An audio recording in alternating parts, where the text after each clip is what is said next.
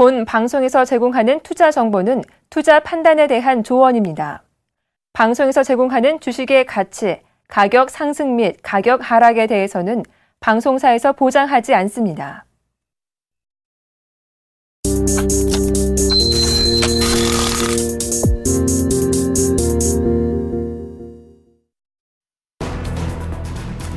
OECD는 6일 발표한 경제 전망에서 한국 경제가 세계 경제 회복세에 따른 수출 호조에 힘입어 2014년 4%, 2015년 4.2%의 성장률을 각각 달성할 것이라고 내다봤습니다.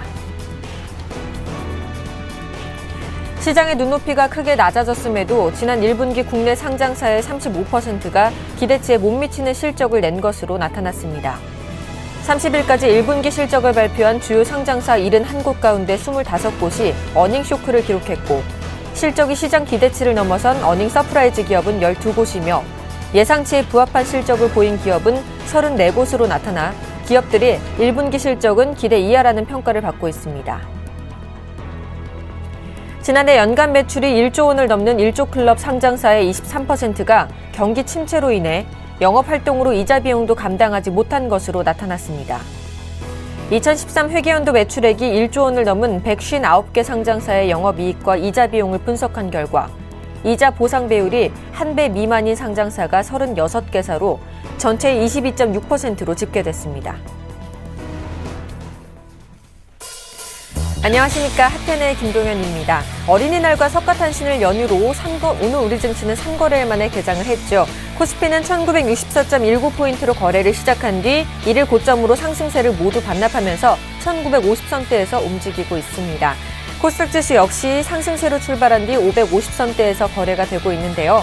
뉴욕 증시는 모두 하락 마감했지만 4월 미국의 제조업 구매관리자 지수가 시장 예상치에 부합했다는 긍정적인 뉴스도 있으니까요. 앞으로의 흐름은 긍정적으로 핫텐과 함께 하시길 바라겠습니다. 핫텐 힘차게 시작합니다.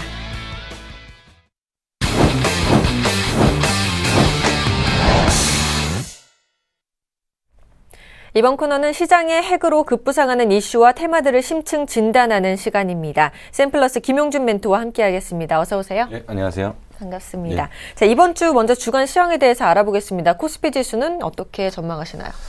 일단 최근에 이제 나타나는 현상들이 좀 답답한 흐름들을 좀 반복하고 있고요. 그리고 최근에 지수가 이제 2,000포인트를 돌파한 이후 약세 기조를 좀 이어가고 있는데 일단 지난 시간부터 말씀드렸던 게 이제 몇 가지 어떤 하단을 좀 잡아야 될 필요가 좀 있다라고 좀 말씀드렸는데 일단 이번 주에 제시해드리고 싶은 숫자는 1940포인트가 매우 중요하다는 얘기를 좀 말씀드릴 수 있겠습니다. 먼저 차트를 보면서 잠깐 좀 설명을 좀 드리도록 하겠습니다. 네. 지금 차트 흐름에서 이제 두 가지 선을 좀 그어놨는데요. 밑에 올라가는 선이 이제 추세선으로 볼 수가 있고요. 그리고 밑에 볼 수 있는 일직선의 선이 지지선 역할을 할 것 같습니다. 결국 이번 지수의 하단은 이 안에서 결정될 가능성이 상당히 큰데요.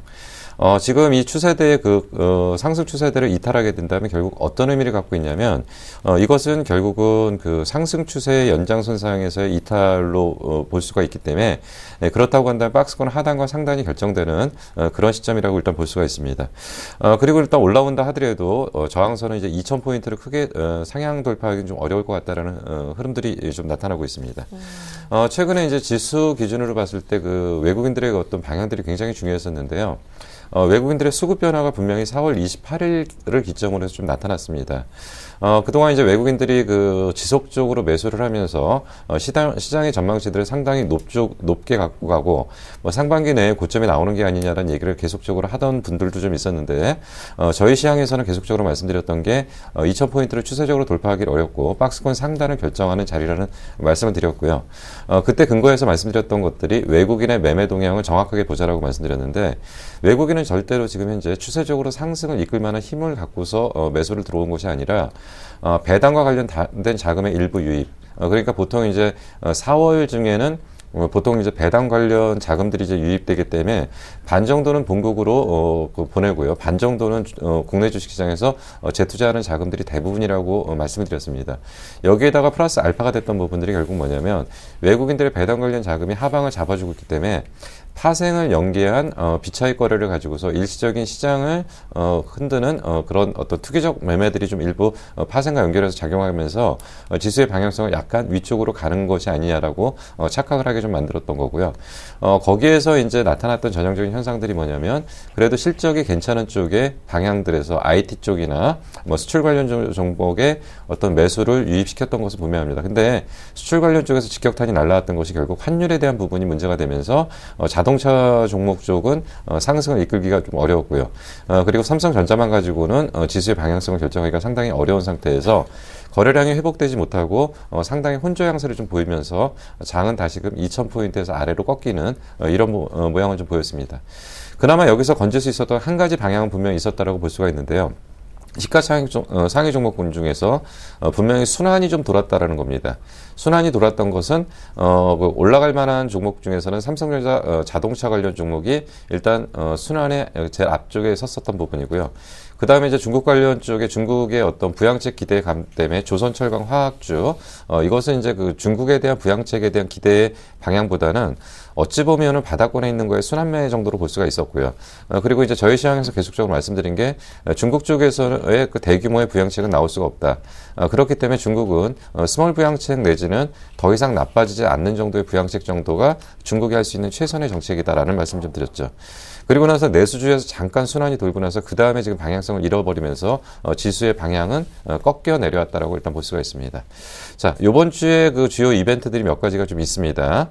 지금 이제 그 첫 번째로는 이제 실적 발표입니다. 실적 발표에서 이제 아모레퍼시픽, 대한항공, 네이버, 현대미포조선, 기업은행.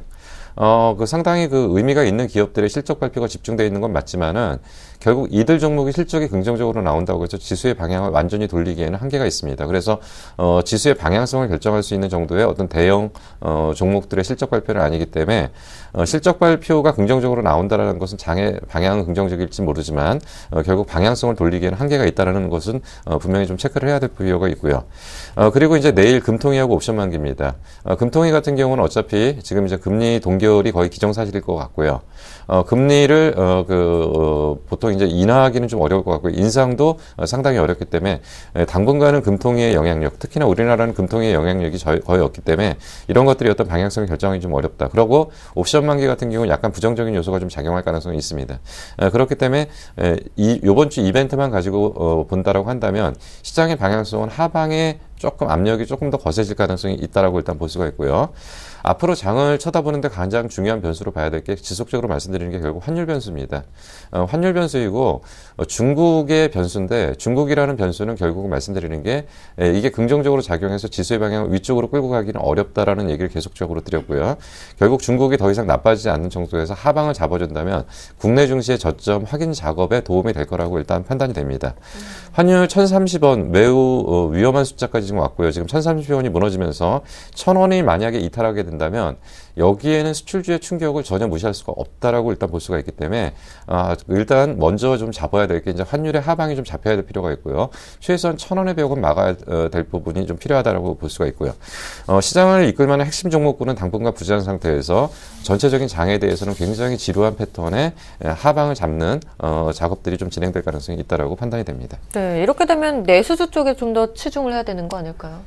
지금 내수주고 그 수출주고가 아니라 지금 현재 지수의 방향이 안 나왔기 때문에 이제 시장에서 매매를 해서 수익을 낼 수 있는 구간이 없기 때문에 지금은 방어를 하는 것이 중요하다고 판단이 됩니다. 알겠습니다. 이렇게 거래소 시장 살펴봤는데요. 코스닥 시장은 그렇다면 어떻습니까? 예, 코스닥 역시도 지금 시장 여건이 좀 만만치는 않습니다. 이제 최근에 이제 코스닥 시장에서 일단은 4월 달에 고점을 돌파를 하면서 570 정도, 그리고 이제 그 작년 고점이 587포인트인데, 마치 이 점을 돌파하는 거에 대한 어떤 기대치들이 좀 나타나는 부분들이 좀 있었습니다. 근데, 정확하게 이제 570포인트를 돌파한 이후 수급 상황이 급격하게 나빠지면서, 지수는 일단 조정권에 좀 들어가고 있습니다. 근데 이제 차트를 좀 잠깐 보시면요. 지금 전체적으로 봤을 때는 지수가 요번에 저점 480포인트를 살짝 480포인트 정도의 지지에서 570포인트 정도까지 왔으니까 코스닥 지수 기준으로는 바닥에서 거의 이제 100포인트 정도 올라왔다고 보기 때문에 상당히 가파른 상승이라고 일단 볼 수가 있습니다. 그렇기 때문에 코스닥 조정은 어찌 보면은 당연한 조정이라고 일단 보여지고요. 지금 현재 거래량, 거래소에 비해서는 그래도 좀 우려가 좀 덜합니다. 왜냐하면 코스닥은 거래량 감소하면서 밀리는 부분이고, 그리고 이제 올라오는 60일 이동평균선, 지금 여기 이제 녹색 선인데요. 이것이 지지되는 라인들이 결국 지수의 저점이 될 가능성이 있기 때문에 550 정도면은 하단을 좀 잡지 않을까 좀 생각이 드는데, 여기서 이제 바로 치고 나가기는 좀 어려울 것 같고요. 550의 하단과 560, 70 정도의 그 상단에서의 기간 조정이 조금 더 진행될 가능성이 좀 필요하고요. 이동평균선이 전체적으로 수렴되는 기간 조정이 좀 필요하다고 일단 판단이 됩니다. 수급적인 측면에서는 최근에 그 코스닥을 이끌어왔던 절대적인 매수주체는 외국인이라고 보시면 되고요. 기관은 일부 들어왔다 나갔다 하는 방법들을 반복했는데, 최근에 외국인 기관 모두 관망 분위기로 지금 돌아서고 있습니다. 그리고 다소 최근에 나타나는 매매 동향 기준으로 보면 약간은 매도 우위의 관점이 좀 많이 나타나고 있다고 일단 볼 수가 있습니다. 그래서 지금 외국인이나 기관은 공이 사용하는 방법들이 많이 상승한 종목들은 차익을 주로 차익 실현을 좀 하는 쪽이고요. 바닥권에 있는 종목들은 지수권과 맞물려 봐가면서 저가에 조금씩 매수해가는 그런 분위기들을 좀 형성하고 있다고 일단 볼 수가 있습니다. 수급 상황에서는 아직까지 보수적인 관점에서 또 한 가지 부담 요인이 미국의 성장주들 중심의 차익 매물들. 그러니까 미국에서 이제 소위 이제 러셀 2000 정도의 종목들이 지금 최근에 하락폭이 상대적으로 대형주보다 좀 크게 나타나는 부분들은 지금 이제 시장이 강세장으로 보기는 어렵다라고 보기 때문에 전형적으로 소형주는 나타나는 현상이 강세장에서는 더 많이 상승하고요. 약세장에서는 더 많이 하락하는 패턴들을 보이는데, 지금 분명한 조정권에 있기 때문에 미국장 역시도 중소형주의 약세 국면이 좀 나타나고 있는 부분들은 국내 증시의 방향성과도 연결될 가능성이 상당히 크다. 그래서 국내 증시의 중소형 방향성 자체를 놓고 본다라고 한다면 하락 조정보다는 지금 현재 전체적인 차원에서는 포트 교체 차원에서의 기관과 외국인의 매매가 지금 집중되고 있다고 일단 판단이 되고요. 바닥권에 있는 종목 중에서 괜찮은 종목들이 올라오려고 한다면 어떤 결정적인 모멘텀이 좀 필요한데, 그것이 나오기 전까지 시장 분위기를 이끌기 전까지는 코스닥 역시 또 다소 조정 국면이 좀 이어질 거로 판단이 되기 때문에, 역시 거래소 코스닥 모두 동의 단기간에 시세를 내기에는 좀 어려운 장이기 때문에 조금 보수적인 관점에서 짧게 기간 조정이 좀 나타날 가능성이 있다라는 관점으로 좀 대응하시는 게 좀 필요하다고 판단이 됩니다. 알겠습니다. 지금까지 김용준 멘토와 함께했습니다. 도움 말씀 고맙습니다. 예, 감사합니다.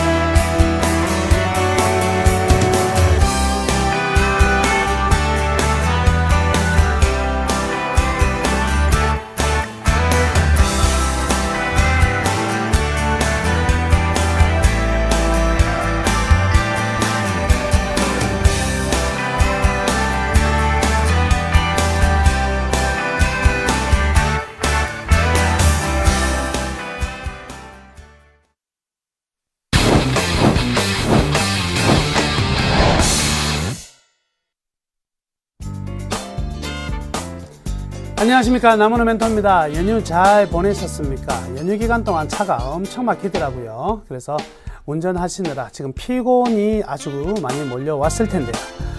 여튼 잘 쉬고 나서 첫 번째 거래일날 시장이 빵 떠주면 기분 굉장히 좋은데, 이 뭐고 그죠? 이거 재미없습니다. 재미없다 보니까 사람들이 굉장히 지쳐 있는 상태인데요. 지친 정도가 아니죠.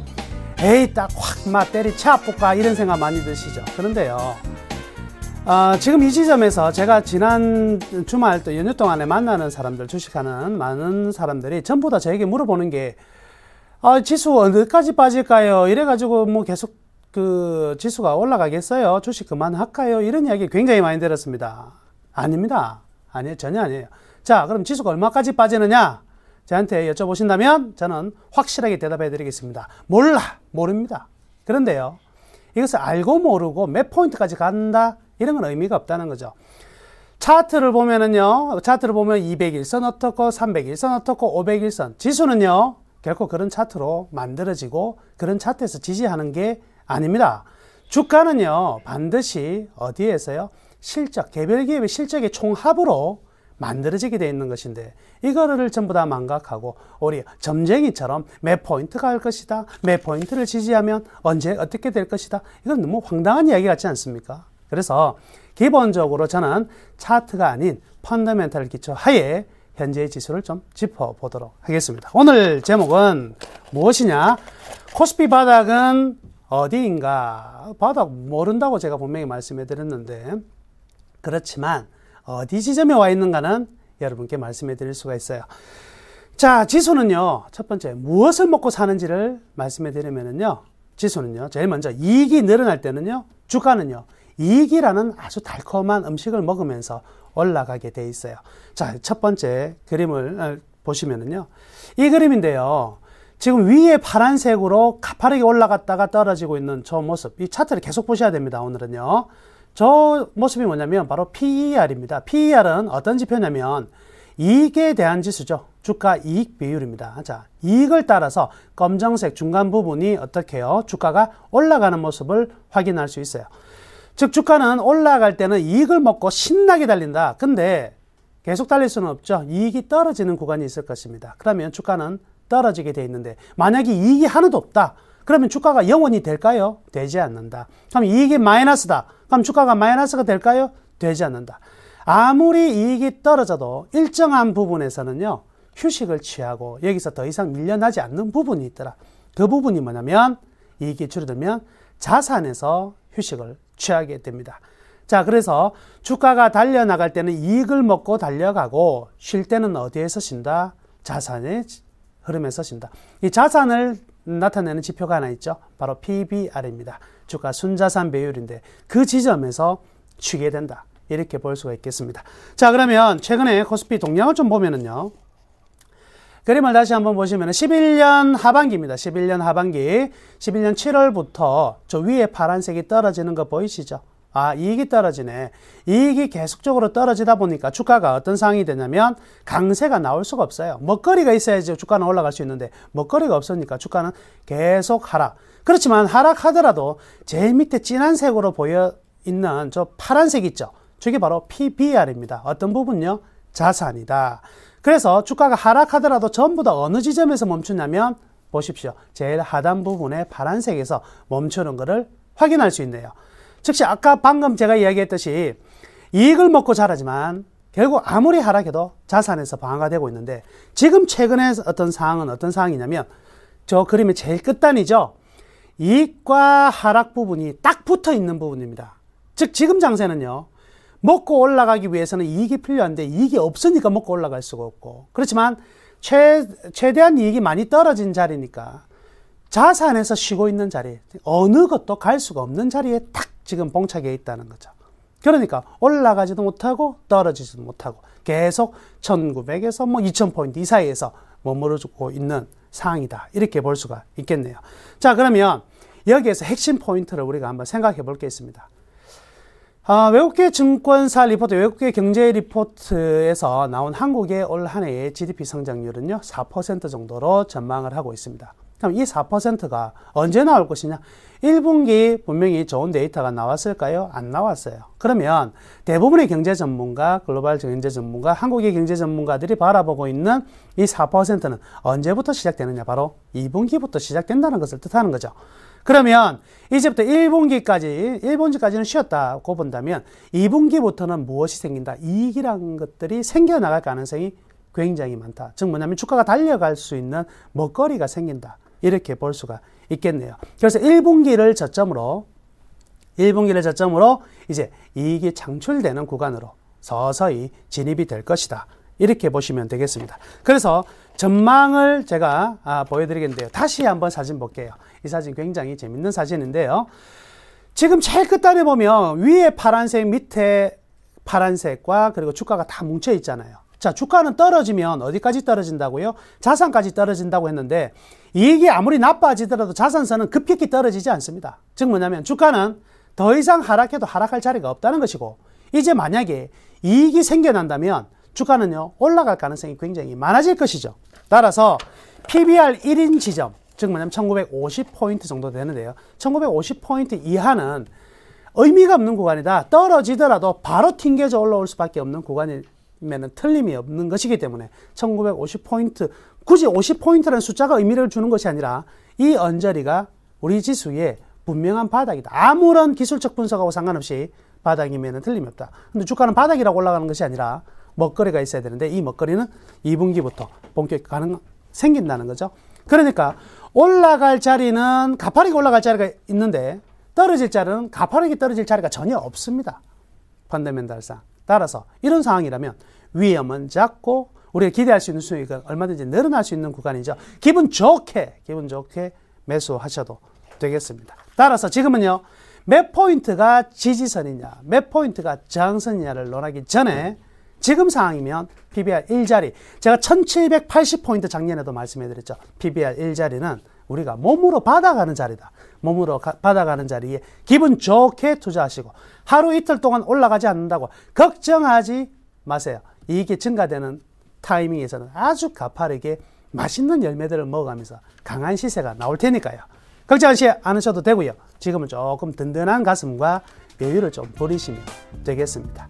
자, 오후 잘 보내시고요. 오후 2시에 여러분들 특징주 Y 시간에 여러분들 다시 한번 종목 가지고 찾아뵙겠습니다. 감사합니다.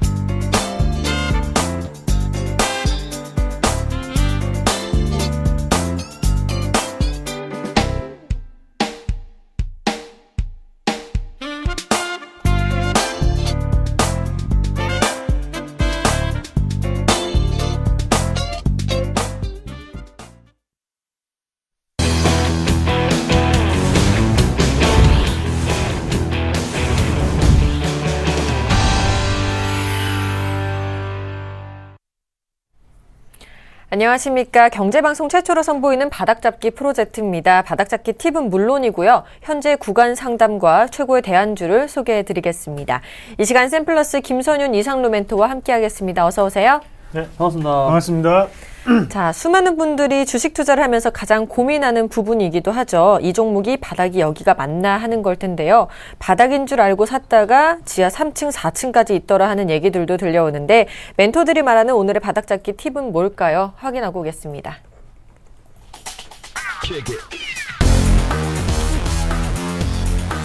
네. 김선윤 멘토께서는요, 지속 관망 필요하다고 말씀해 주셨고요. 또 이상로 멘토께서는 실적 개선 위주로 개별주들을 선호해야 한다고 말씀해 주셨습니다. 자, 이렇게 오늘의 바닥잡기 팁을 살펴봤는데요. 이제는 두 멘토가 시청자들의 살펴봐야 되겠습니다. 오늘의 바닥 팁을 살펴보겠습니다. 김선윤 멘토. 네, 자, 지금 제가 관망 얘기 또 꺼냈습니다. 제가 지난주 금요일 날 또 종목을 제가 대거 또 정리해버렸어요. 그래서 잘 아시겠지만 제가 지금 포트에 갖고 있는 종목이 굉장히 없습니다. 5장 방송에서 종목을 제가 다 줄여버렸단 말이에요. 불안하니까 정리를 한 겁니다. 자, 어제 시장 뉴욕 증시 안 좋았습니다. 잘 아시겠지만 트위터 급락 나왔죠. 10% 이상 급락 나왔었고 페이스북 4% 떨어졌고 테슬라도 4% 밀렸고 전반적으로 기술주도 흐름 자체가 좋지가 않았어요. 그래서 뉴욕 증시가 좀 하락을 보였는데 국내 증시도 오늘 오전장에서 반짝 움직이는 듯 했지만 또 하락이 나와줍니다. 자, 현재 외국인들 수급 또 매도입니다. 자, 외인들이 현재 686억 매도세 잡힙니다. 기간 매수요? 이거는 매수라고 할 수가 없습니다. 지금 간보기 상황이에요. 기간들이 지금 40억, 5월 2일 날, 금요일 날 97억. 또 언제입니까? 30일 날 매도, 29일 날 800억. 이거 아직 아닙니다. 기간은요, 더 이상은 팔진 않지만 아직은 좀 지켜보자는 분위기. 외국인들이 팔고 있는 거. 자, 제가 항상 강조드렸던 포인트 1950포인트 바닥 확인이 될 수 있다 말씀드렸던 포인트까지 내려왔습니다. 이게 만약에 내일장부터 좀 반등, 내일도 만기죠? 내일부터 반등을 좀 가져온다면 모르겠지만 조금 더 확인이 필요하기 때문에 관망을 조금 더 지속 유지해야 되지 않을까. 제가 타이밍이 한번 온 것 같아서 한번 조금 매수해보자 말씀을 드렸지만은 몇 개 종목 수익을 냈지만 몇 개 종목도 수익이 안 났죠. 거의 수익 나고 수익 안 좋고 거의 반반이었습니다. 그래서 아직은 시장 한 번 더 뒤돌아 한 번 더 물러서겠습니다. 그래서 관망하다가 타이밍 왔을 때 다시 한번 좀 말씀드려보도록 하겠습니다. 알겠습니다. 김선유 멘토께서는 조금 관망하는 자세로 지켜보자라고 말씀해 주셨는데요. 이상로 멘토께서는 실적 개선 위주 개별주 선호라고 말씀하셨습니다. 어떤 내용인지 말씀해 주시죠. 네. 우선 우리가 조금 더 신중하게 검토를 해볼 필요가 있는 게요. 미국 증시 같은 경우에는 급락 자체가 나왔습니다만 안에 내용적인 부분은 조금 다르게 해석할 필요가 있다는 거죠. 자, 다우 증시 같은 경우에 여전히 신고가 주변에서 움직이고 있는 상태, 화면을 보시면 아시겠지만 대신에 나스닥 기술주 같은 경우에는 큰 폭의 하락 추세대 안에 접어드는 모습이었습니다. 그러면 나스닥을 이끌고 있는 주된 업종 같은 경우에는 바로 기술주 관련 아니면 인터넷 관련 업체라는 거죠. 하지만 다우존스 기준으로 봤을 때는 아직까지 필수 소비재라든지 아니면 기초 소재 관련으로 해서는 경기 회복에 대한 부분이 분명히 나타나고 있다. 그런 반등 시그널이 보이고 있다는 점을 좀 더 주목을 하셔야 되거든요. 그럼 미국 증시도 마찬가지입니다. 실적에 의해서 가는 종목군 아니면 또다시 빠지는 종목군 이렇게 나뉘고 있다는 분위기를 한 번 더 체크를 해보실 필요가 있겠고요. 그런 모습에서 본다면 국내 증시 같은 경우에도 1950선까지 내려오는 모습이지만 안에 실적 개선주라든지 아니면 기관의 수급 자체가 긍정적으로 들어오는 종목군들은 여전히 상승 추세대 안에 놓여 있다는 것을 명심을 하셔야 됩니다. 자, 시장 자체는 빠질 수 있습니다. 하지만 시장에 영향을 받지 않는, 영향을 제한적으로 받는 종목군들, 중소형주 위주로 포트폴리오는 여전히 아직까지도 추가적인 상승이 가능하다라는 부분을 다시 한 번 더 좀 명심을 하시고요. 대형주에 관해서는 조금 부정적인 입장이 돼 여전히 수익을 낼 수 있는 구간은 아직까지 남아있다라는 점, 그래서 중소형주 위주로 다시 한 번 더 체크를 해보시자, 그렇게 말씀을 드리겠습니다.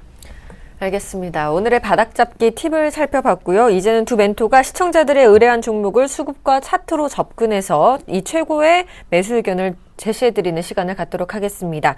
첫 번째 의뢰인부터 만나보겠습니다. 자, 대우조선해양을 매수해도 될까요? 라고 7442번님께서 문자를 보내주셨습니다. 자, 김선우 멘토께서는요, 반등 시 매수가 가능하다고 말씀해 주셨고요. 또 이상로 멘토께서는 업황 변화를 지켜보세요 라고 말씀해 주셨습니다. 자, 어떻게 하면 좋을까요? 대우조선해양 참 지긋지긋하게 계속 하락하는 종목인데 어떻게 하는 게 좋을까요? 네, 이 종목을요, 제가 추천을 했다가 네. 바로 손절을 쳤습니다. 이틀 만에 손절을 쳤어요. 지난주 금요일날 손절을 제가 쳤죠. 괜찮은 종목인데 흐름의 분위기 자체가 문제인 것 같아요. 제 주봉 차트를 열어놨는데요. 바닥까지 다 왔다라는 포인트가 잡히는 것 같습니다. 자, 보시면요. 항상 많이 말씀드렸던 포인트, 제가 일봉상으로 보고 대응을 했지만, 그리고 주봉상으로도 크게 나쁘지 않았기 때문에 제가 추천을 했었는데 좀 더 밀렸습니다. 조금 더 반등기를 노리면 되는데 이게 나쁜 종목이냐? 아닙니다. 굉장히 그래도 양호한 자리라는 거죠. 지금 주봉상의 바닥, 세 번째 바닥까지 내려왔거든요. 그러면 지금 시점부터 해서는 이 종목이 반등을 주면서 일봉으로 봤을 때 2, 3일 반등을 준다면 그때는 정말 좋은, 이렇게 상승 쪽의 분위기가 나오는 그런 그래프가 나올 가능성이, 차트가 나올 가능성이 높다는 거죠. 그래서 이런 포인트 보셔야 되고, 최근에 꼬이는 것은 조선주 전반에 걸쳐서 현대중공업을 필두로, 삼성중공업을 필두로 해서 그냥 투매성 물량이 좀 나오는 것 뿐입니다. 이게 끝나면 다시 가장 먼저 반등할 수 있는 게 저는 대우조선해양이라고 믿고 있습니다. 왜냐하면 대우조선해양은 지금 글로벌적으로 전 세계에서 주목하고 있는 에코십 분야에서 그래도 최고의 기술력을 갖고 있는 회사입니다. 그래서 에코십 관련해서 주목해야 될 받은 종목이기 때문에 제가 관심 있게 보고 있는데, 일단 제가 매도했던 건 너무 갑자기 급락이 났기 때문에 마이너스 4%, 5% 사이에서 매도 처리를 해버렸고요. 더 이상의 하락은 위험하니까요. 그래서 다시 매수기를 잡으면 될 뿐입니다. 그래서 지금 당장은 아니고 반등이 한 2, 3일 정도 나올 때 그때 포인트 이용하셔서 매수하시면 되고, 제가 아마 그 포인트가 나오면 또 매수 사인을 드릴 겁니다. 그래서 방송 잘 보시고 참여하시면 좋은 결과가 있지 않을까 좀 말씀드려보겠습니다. 알겠습니다. 김선우 멘토께서는 자, 반등 시 매수하는 전략을 제시해 주셨고요. 이상로 멘토께서는 업황 변화를 지켜보자라고 말씀해 주셨습니다. 워낙 조선주 업황이 안 좋아서 이렇게 말씀해 주신 거죠? 네, 그렇죠. 아직까지 안 좋습니다. 안 좋은 종목군에 굳이 우리가 들어갈 필요는 없다는 거죠. 자, 업황적인 분위기가 중요합니다. 그러고 난 다음에 실적이고요. 거기에서 좀 더 본다면 이제 차트가 플러스 알파가 된다고 눈에 말씀을 드리는데, 자, 차트적인 분위기를 한번 보시면 벌써 이제 과매도 구간에 진입을 했습니다. 하지만 우리가 여기에서 조금 아셔야 되는 게요. 주가 자체는 빠지더라도 올라가는 타이밍에, 오르는 타이밍에 들어가는 거지 빠지는 타이밍에 들어가는 게 아니라는 거죠. 자, 일단은 빠졌습니다. 그럼 여기에서부터는 우리가 추세적인 분위기를 좀 더 지켜볼 필요가 있다는 겁니다. 자, 어차피 주가상의 라인업으로 본다면 지금 28,000원 부근이거든요. 이 가격대까지 내려왔다는 거죠. 밀릴 만큼 밀렸습니다. 하지만 월봉상의 분위기를 조금 더 보시면요. 지금 다시 한번 더 이평선 자체를 매집하는 과정 안에 놓여 있는 상태, 마지막 브레이크적인 상태까지 내려왔다고 조금 보시기 좋겠고요. 이런 관점에서 본다면 외국인의 수급 자체가 좀 더 긍정적인 영향력을 펼쳐야지만 올라갈 수 있는 단계다라고 말씀을 조금 드리겠고, 현재 구간에서 우리가 어느 정도 매물권에 대한 거래량적인 부분을 한번 체크를 해보시면요. 거래량이 아직까지 어느 정도의 규칙성이 발견되지 않고 있습니다. 그만큼 거래량을 주는 모습인데 반해서 다시 한번 더 전환적인 늘어나는 모습이 좀 더 나타나야 된다는 거죠. 자, 급락 후에 첫 급등, 첫 양봉이 형성될 시에 어느 정도 거래량 자체도 폭발적인 거래량이 나타난다면 그때는 우리가 손바뀐 물량으로 해석할 수 있겠지만 아직까지 물량 자체는 확보되지 않았다. 그래서 추가적인 하락세가 좀 더 보일 수 있는 자리다. 그렇게 말씀을 드리면서 오늘은 X 의견 드리겠습니다. 알겠습니다. 김선유 멘토께서는 반등 시 매수해도 좋지만 X 의견 주셨고요. 이상로 멘트 역시 업황이 좀 변화가 오는 걸 지켜보자라고 말씀해 주시면서 X 의견을 주셨습니다. 자, 다음으로 두 번째 의뢰인도 만나보겠습니다. 자, 시청자 2053번님께서요. 위닉스를 매수해도 될까요? 라고 문자를 보내주셨습니다. 자, 이상로 멘토께서는요, 너무 늦었어요 라고 말씀해 주셨고요. 김선유 멘토께서는 그림의 떡이라고 말씀해 주셨습니다.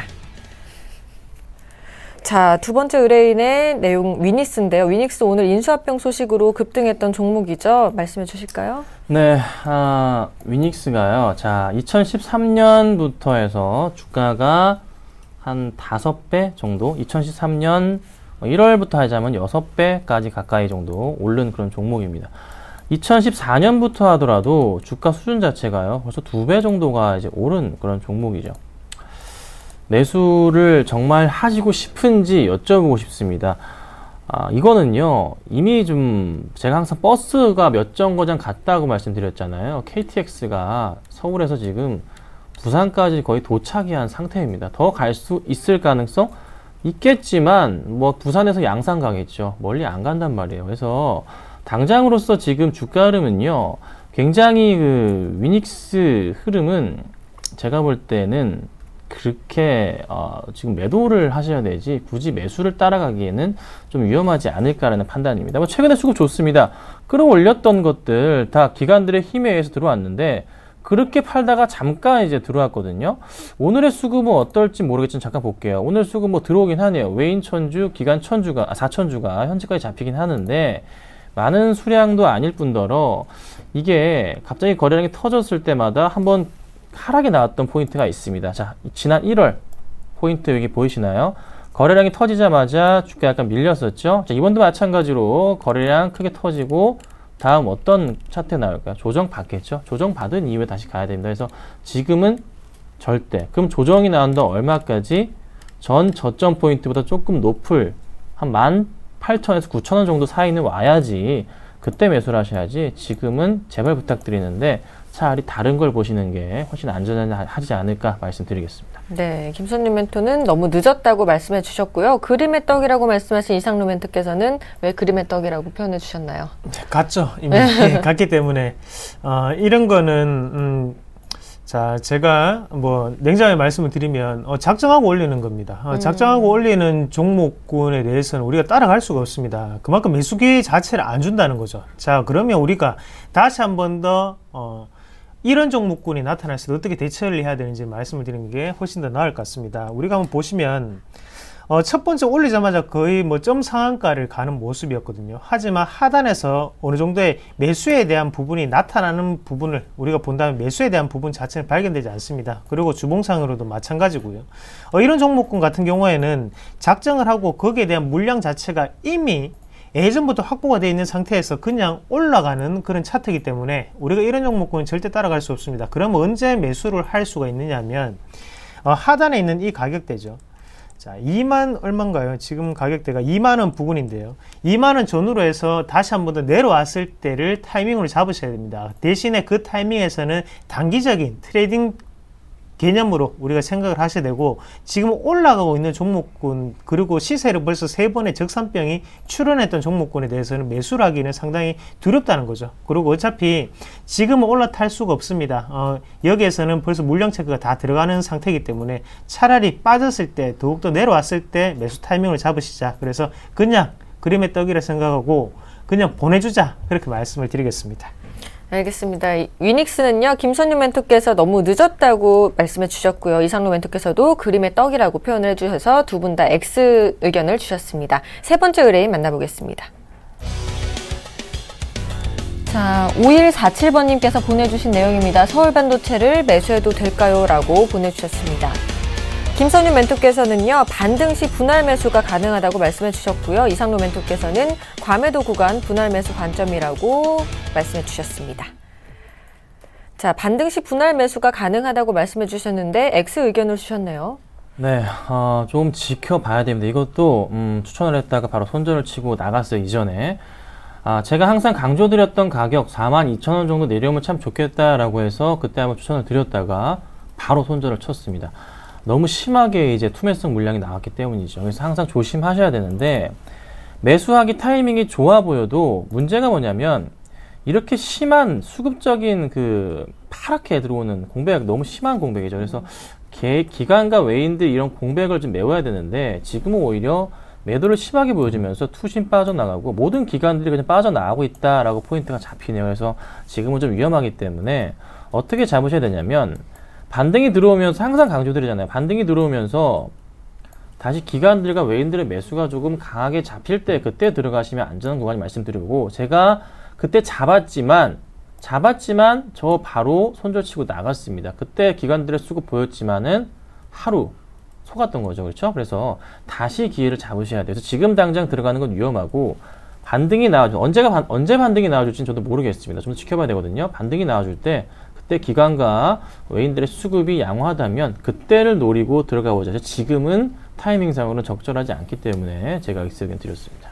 알겠습니다. 김선유 멘토께서는 반등시 분할 매수를 해도 좋지만 X 의견을 주셨고요.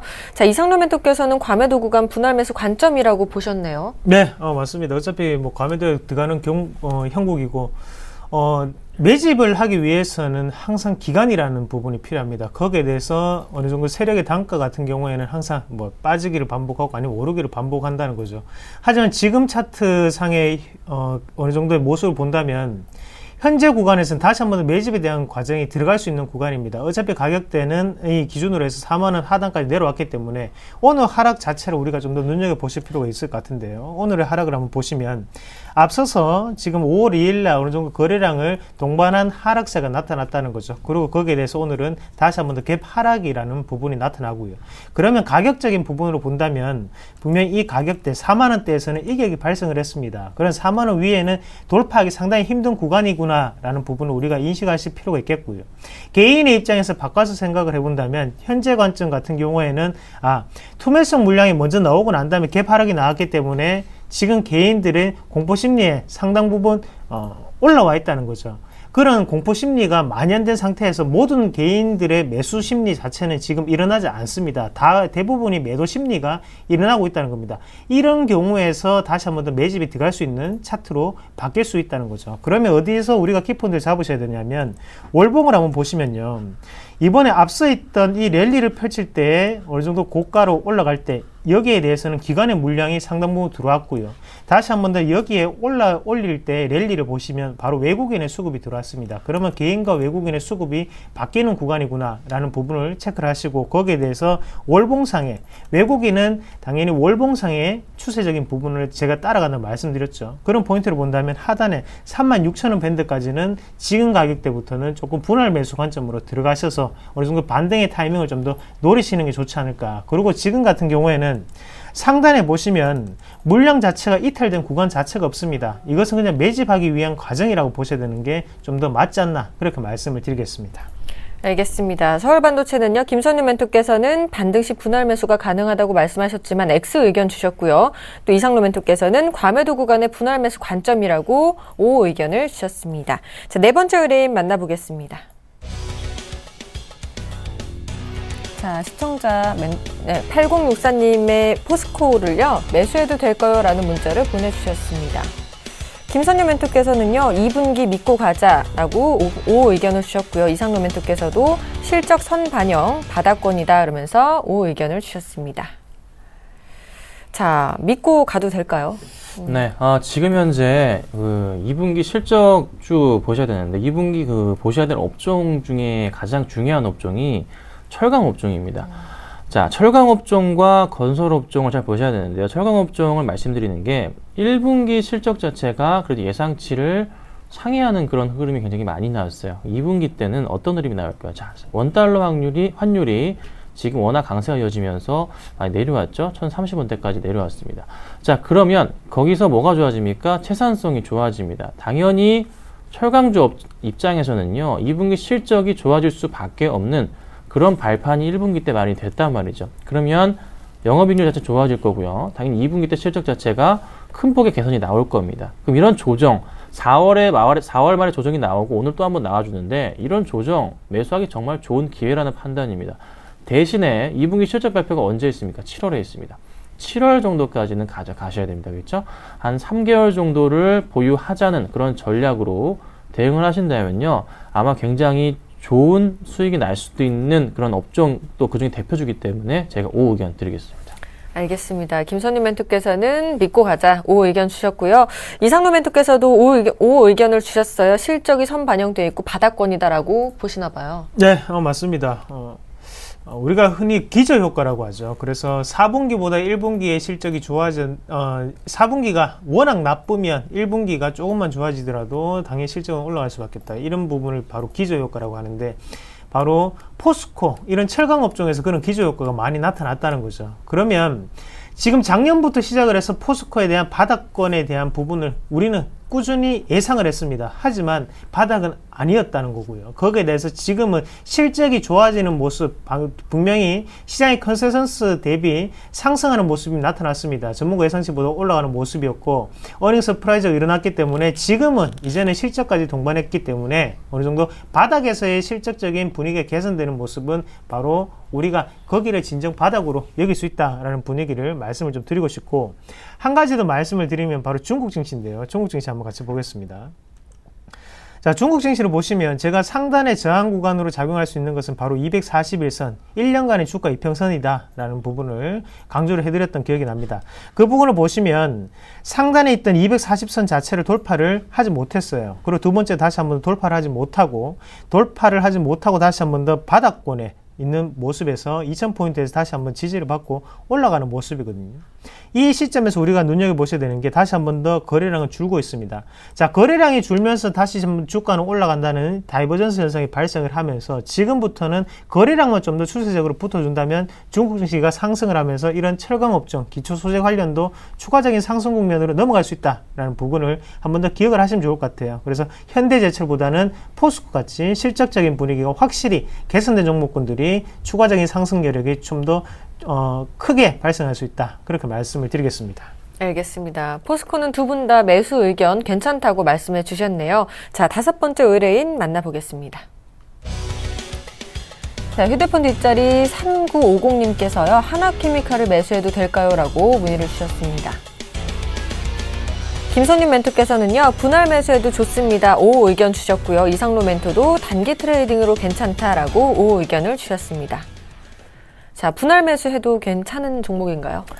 네, 하나케미칼. 지금 뭐 OCI 같은 경우도 굉장히 좋은 종목 중에 하나인데 제가 하나케미칼을 사실 추천을 해서 가지고 가고 있습니다. 5장이에요.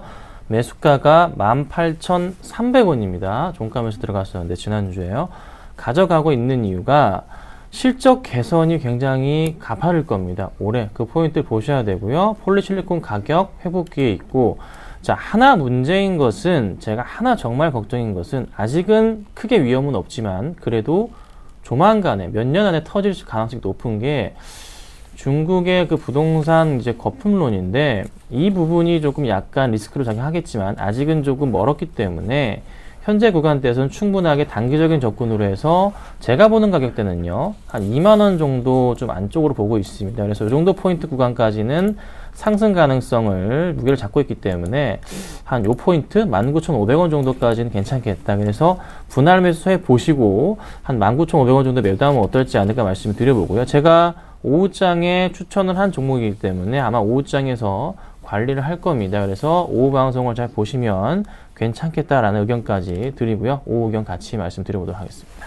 알겠습니다. 이렇게 오후 의견 주셨고요. 이상로 멘토께서도 단기 트레이딩이 가능하다고 보시나 봐요. 네, 뭐 길게 들고 갈 종목은 아닙니다. 뭐 실제 그렇게 좋은 게 아니기 때문에 네. 먼저 그런 말씀을 좀 드리고 자, 종목의 상태 추이를 한번 같이 보시면 하단권역에 내려갔을 때 거래량이 어떻게 변합니까? 갑자기 거래량이 줄어드는 모습이 나타나고 거기에 다시 한 번 더 거래량이 크게 전환되는 모습이 나타났습니다.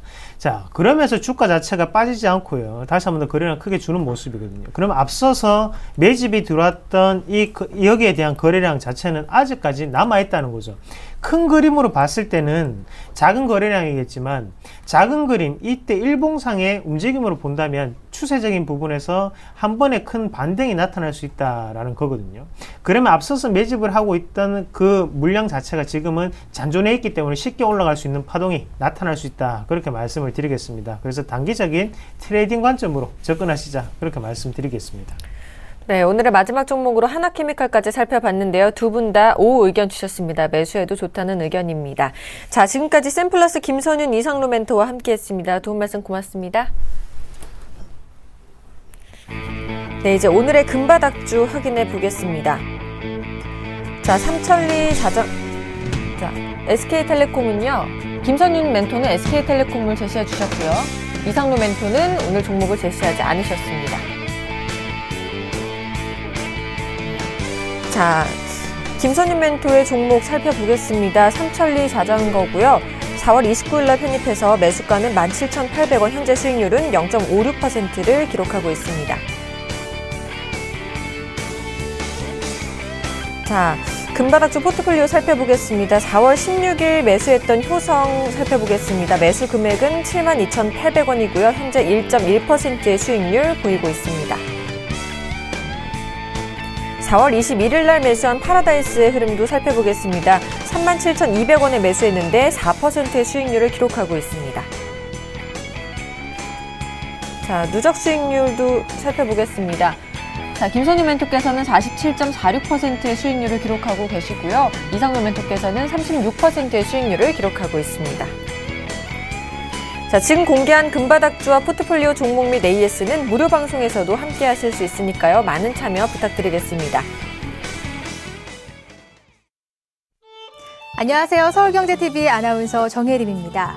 서울경제TV 샘플러스 무료 방송 참여 방법 소개해드리겠습니다.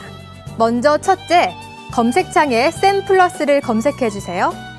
둘째, 샘플러스 사이트에 들어오셔서 회원 가입을 해주세요.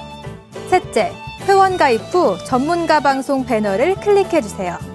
넷째, 원하는 멘토분을 클릭하시면 OK, 멘토님의 무료 강의를 시청하실 수 있습니다. 샘플러스 무료 방송 많은 참여 바랍니다. 샘플러스와 함께 성공 투자하세요.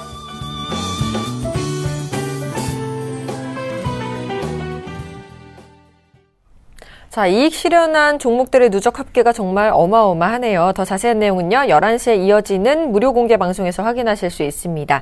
오늘의 금바닥주의 전략과 종목 AS를 해드리고 또 하나의 이벤트죠. 궁금하신 기업 주식 담당자와의 통화도 있으니까요. 많은 참여 부탁드리겠습니다. 종목에 관한 궁금증 남겨주시면 멘토들이 신속 정확하게 상담해 드립니다. 당신의 10시 핫텐 여기까지입니다. 시청해주신 여러분 고맙습니다.